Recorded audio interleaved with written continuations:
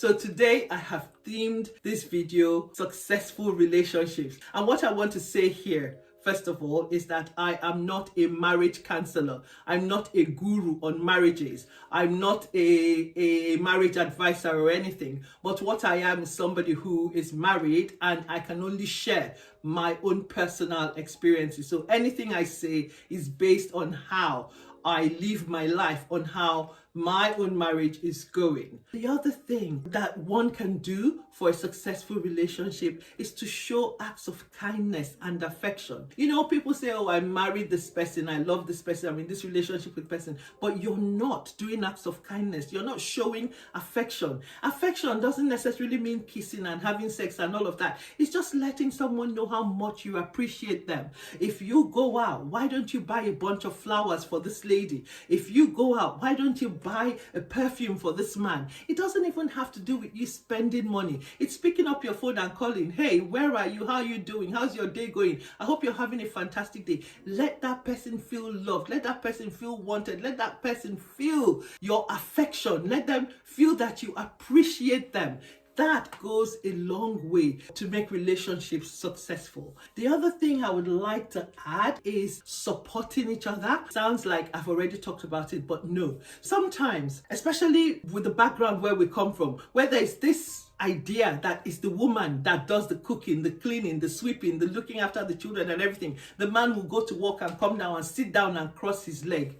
Come on, we're in 2025 now. There is nothing wrong with you supporting your spouse in their chores that they're doing or in dealing with the financials in the house. So if you're a man and you come back early from work and your wife is not yet back, why don't you help her by doing little things in the house? She would appreciate it. If you know how to cook, why don't you surprise her by cooking a meal? I'm sure that she's not going to expect you to be cooking every day, but at least show that you care that much. You know, remove some of the burden from her. That would be so great. And also for the women, when your husband is the one who is paying the bills, paying the school fees, paying this, paying that, once in a while chip in. Do the groceries, buy stuff in the house. Say, oh, I'm going to take over this bill. You know, just support the person, because you see, you need the two of you working together in synergy for that relationship to be successful. And then there is a place for patience. Everybody knows that there is nothing patient about Gloria. Gloria's middle name is lack of patience,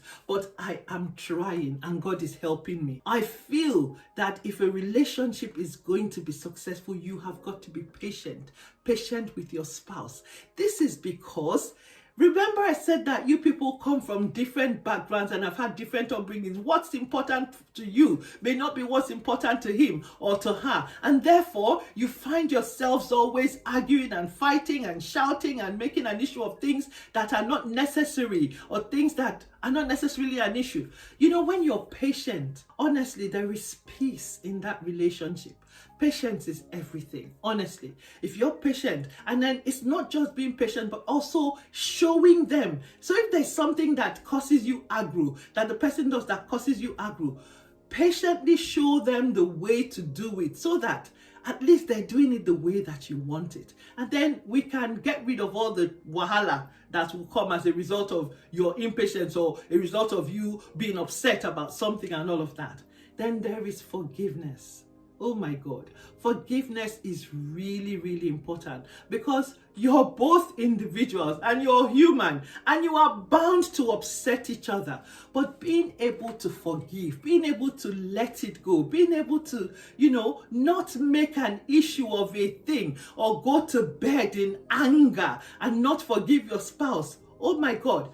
If you're able to do that, then you are setting yourself up to have the best relationship ever. If you go to bed and you have not let go of that anger, I tell you, you will wake up with that. In fact, that's even if you're able to sleep. But if you sleep, you will wake up with that anger, and that anger becomes bigger and it becomes bigger, and you have to deal with it. One, it's at the basics, at the root. You must deal with that thing.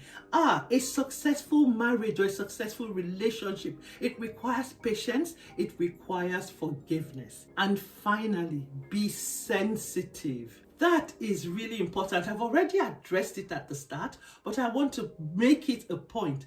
Be sensitive. It's important that you know when something is wrong with your spouse. It's important that you can identify when something is off with that person that you call your partner, because people tend to internalize a lot, so you don't really know what they're going through, and if you're not sensitive, you will miss it. May that not be what will happen to you in your relationship, and before you know it, somebody has passed on because they had a load on their head and they weren't able to share, and their spouse, was unable to sort it. I feel that these are the things, if you embed them in your relationship, that they will work and you would have a lasting relationship. That's what's certainly working for me. Like I said, I've come at it from my own perspective. You may have a different view. Please feel free to drop it in the comment section. But from me today, I say have a fantastic day and God bless you.